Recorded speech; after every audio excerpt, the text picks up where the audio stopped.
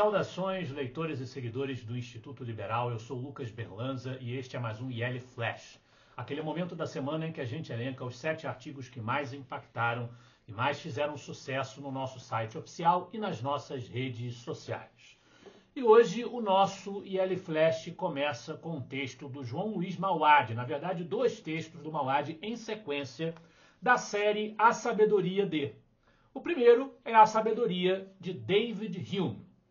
David Hume, nascido em 1711 e falecido em 1776, um homem do século XVIII, portanto, foi filósofo, historiador, economista e ensaísta escocês, considerado por muitos um dos maiores expoentes do iluminismo britânico, ou mais especificamente do iluminismo escocês, amigo de Adam Smith, né, uma grande figura do pensamento, um movimento que legou ao Ocidente uma forte tradição de liberdade, que nos beneficia até hoje como fundamento das defesas liberais. Suas principais obras filosóficas, um tratado sobre a natureza humana, investigações sobre o entendimento humano e sobre os princípios da moral, são extremamente influentes até hoje e influenciam os escritos econômicos e a filosofia moral do seu amigo Adam Smith. Existe um mês do Núcleo de Formação Liberal que nós dedicamos a estudar a vida e obra de David Hume. Convidamos o professor Alberto Oliva para abordar o pensamento, inclusive, desse autor. E também tem uma resenha de minha autoria no site do Instituto Liberal sobre os seus escritos políticos. Se vocês procurarem na área de eventos, o Núcleo de Formação Liberal, e procurarem na área de busca dos artigos esses escritos políticos de David Hume, vocês vão encontrar aí material no nosso site oficial sobre este grande pensador da modernidade. E na sequência nós temos um político, A Sabedoria de Ron Paul. Ron Paul nasceu em 1935, ainda está entre nós, é um médico e político aposentado e serviu como representante do estado do Texas no Congresso dos Estados Unidos até 2013.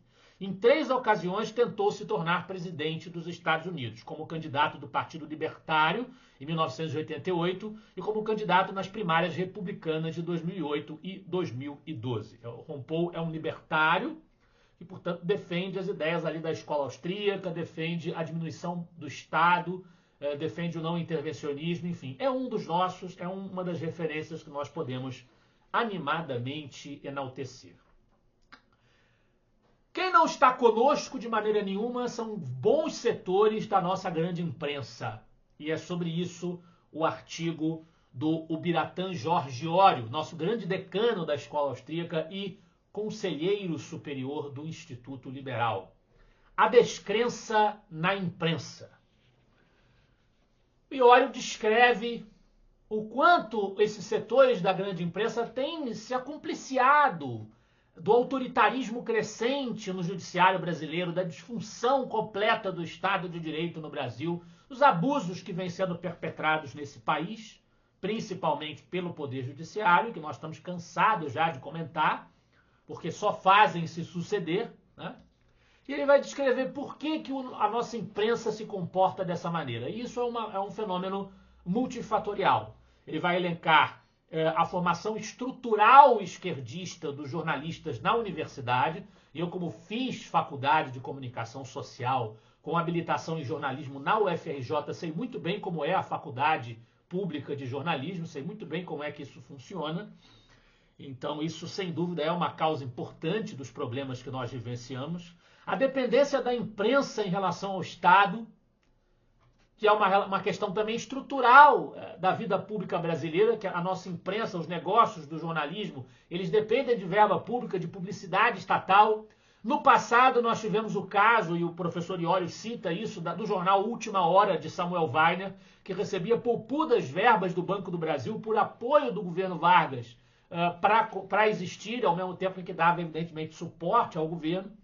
E nós também temos a intimidação institucional que vive hoje no país. Se você está num governo autoritário, a imprensa se sente, além de ela depender financeiramente, ela também depende de estar liberada para se expor, para se organizar, para se manter. Então ela se sentindo intimidada pelo autoritarismo, acaba baixando a cabeça para esse mesmo autoritarismo. E, por fim, nós temos uma espécie de monocultura ideológica de redações jornalísticas no mundo inteiro, que não é só no Brasil. A grande maioria das redações de jornal é ocupada por profissionais de índole esquerdista. Isto os leva a mobilizar determinadas causas, fazer com que elas viralizem, com que elas ganhem repercussão de maneira artificial, muitas vezes servindo como amparo para intenções muito menos nobres do que se faz parecer, do que se quer fazer parecer. E isto é mais ou menos o que discute o Gabriel Wilhans no seu artigo O Justo Combate à Adultização não pode servir de cavalo de Troia para a censura. Ele se refere naturalmente ao vídeo do youtuber Felca, intitulado Adultização, com mais de 38 milhões de visualizações no YouTube e mais de 250 mil comentários no momento em que ele escreveu o artigo. Provavelmente o assunto predominante nas redes sociais nos últimos dias, que documenta a sexualização das crianças no ambiente virtual, que é algo a ser realmente criticado, condenado, né, perseguido. Mas tão logo o vídeo viralizou, políticos de esquerda, como Samia Bonfim, do PSOL, Guilherme Boulos, também do PSOL, e a Gleisi Hoffmann, do PT, tentaram e começaram a se manifestar a favor de usar esse argumento da adultização, da sexualização das crianças, como argumento para fazer avançar projetos de censura e de regulamentação das redes sociais. O que sempre usa-se um truque sensível, capaz de provocar as sensibilidades alheias para fazer avançarem as pautas mais espúrias. Nesse sentido é que vai o texto do Gabriel Wilhans.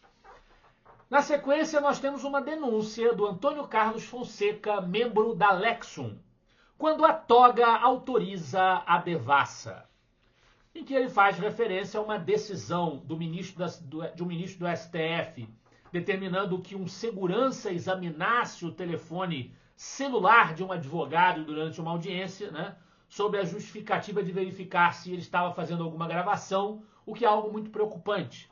Não se trata apenas de um incidente pontual, argumenta o Antônio Carlos Fonseca. Nós estamos diante de um ato que desafia frontalmente princípios estruturantes do Estado de Direito, violando prerrogativas profissionais da advocacia, direitos fundamentais à intimidade e à privacidade, bem como garantias processuais historicamente conquistadas contra o arbítrio. Na sequência, nós temos da coluna Judiciário em Foco o artigo Magnitsky, Nossa Redentora, um artigo que também vai criticar o comportamento do nosso judiciário, né? Comportamento da nossa Suprema Corte, que vem sendo naturalmente alvejada pela lei Magnitsky, né? Pelo menos o Alexandre de Moraes já o foi, a ameaça de que outros o sejam. Então essa sanção ela remexeu o nosso judiciário, né? Colocou holofote sobre a podridão que se tentava disfarçar no comportamento do STF, mas isso não pode ser tudo, e é nesse sentido que argumenta a Kátia. A sociedade brasileira, as forças políticas de oposição, nós temos que agir. Nós não podemos querer ficar contando apenas com os Estados Unidos para que as coisas aconteçam, nós não podemos ficar assistindo. Isto precisa mudar, nós precisamos fazer uma pressão sobre as nossas instituições. E na liderança do IL Flash de hoje, nós temos um texto do professor Alex Pipkin, O que a Polônia entendeu e o Brasil finge não saber, em que ele vai mencionar todos os absurdos que o PT vem fazendo, né? Com apoio popular, com recursos, loteando o Estado, aparelhando instituições, consolidando castas estatais e mantendo a pobreza sob controle político, sem que a emancipação plena da população fosse prioridade real. A prática política dominante jamais apontou, diz o professor Pipkin, para emancipar de fato. Sempre foi manter os cidadãos em posição de servidão consciente como beneficiários submissos de um Estado protetor, mas controlador. A Polônia, por outro lado, após décadas de socialismo soviético, mergulhando na pobreza e na repressão, viu surgir um movimento verdadeiramente anticomunista que ansiava por liberdade e que fez com que aquele país rejeitasse o socialismo.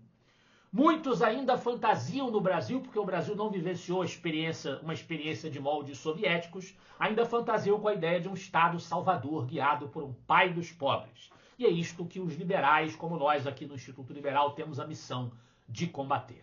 Esse foi o IL Flash de hoje. Eu espero que vocês gostem dos artigos e dos debates proporcionados pelo Instituto Liberal. Semana que vem estaremos de volta. Afinal de contas, para nós, você é a parte mais importante da sociedade. Até a próxima.